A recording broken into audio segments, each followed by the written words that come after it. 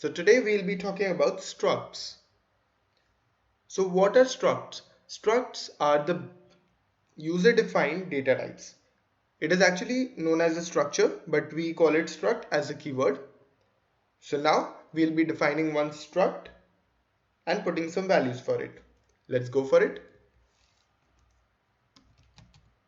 Struct. First the keyword you have to write. Then you can write as a customer.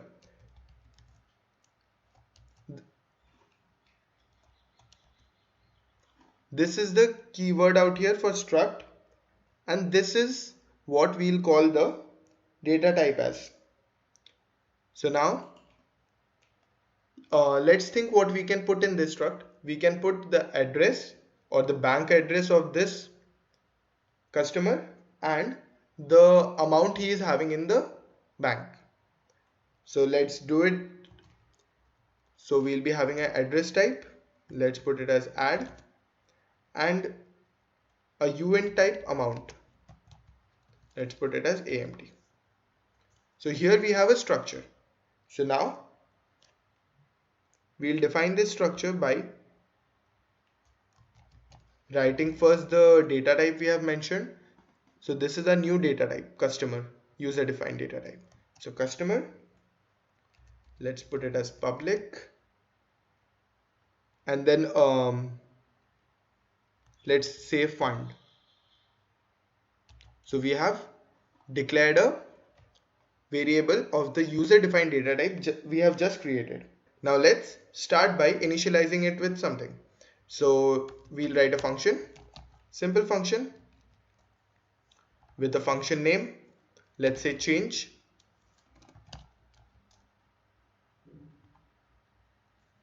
Next we'll make it public.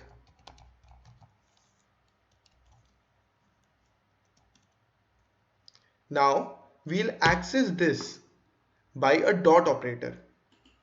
So just write first the identifier of the new data type and the new variable we have created, fund dot add, which is the address, equal to, let's give it some address from here. We'll copy the first address, paste it. Next, fund dot amount. We'll give it 25. So here we have everything ready and all set. Let's deploy it. Okay, we have it ready and deployed. Let's check fund. So here we are having the address, which is all set to 0, and the amount is also 0, which is how it is basically initialized. Now we'll hit the change, which will change the values, and we'll call this function.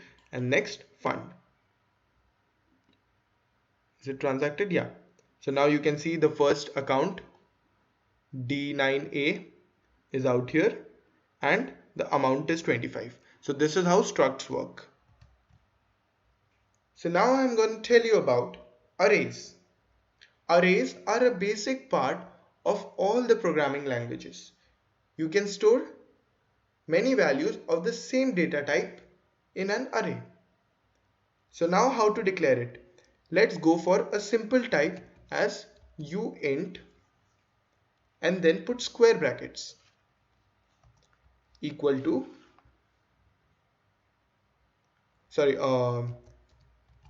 the type of access specifier it is, like the visibility, and then the name of the array. Let's call it as ARR. So here we have a simple array. You are supposed to declare the array with the data type like this. You will put square brackets not at the identifier but at the data type.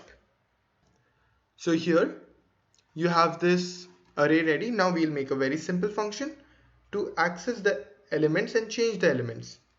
So we'll write it as function. Let's call it as change array, change ARR. Okay.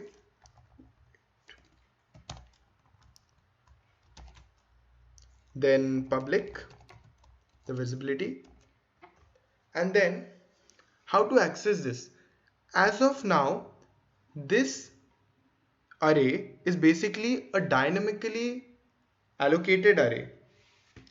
So this array is basically having a dynamic size. But if you write out here 3, then this will have a static type or a fixed size array. So let's go for the dynamic first, which as it is most used. So this is the dynamic array and how to access it. So we'll be writing the identifier name arr dot, then push and the value. So there are two functions in the array. One is the push function and one is the pop function. The push will put elements inside the array, whereas the pop will take out the elements outside of the array. So now we'll push, let's say 12. So all set. Now we'll just go for a deployed. Let's open this. Okay, so let's start with 0th index element. Here you can see there is an error. Why there is error? Because this array right now is having 0 length. As I've told you, it will be dynamically taking the size as and when we push some elements or pop some elements. So for now it is 0. Let's click on change array and now check this value. So now we have this 12. Now the array size is basically 12. So that is how this works. Let's make it a bit of change out here. We'll take the input from the user. Let's say uint and y. Any variable you can take and put it out here. Let's say y. Now we'll deploy it.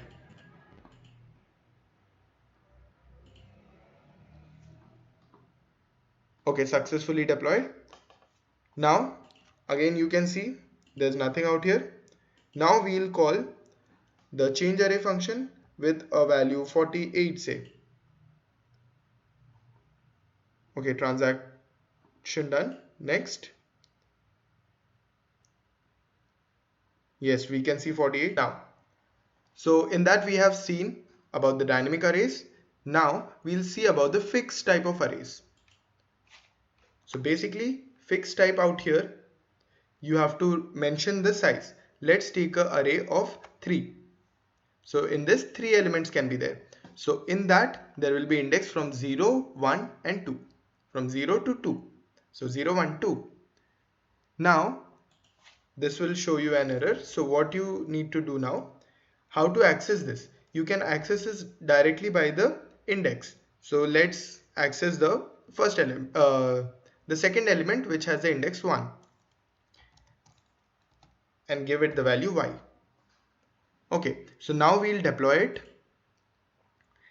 Now we'll see that now if you put the index, you will get the value as 0 because we have initialized 3 elements with 0. You can put it as 1 also and check. Same, even for 2.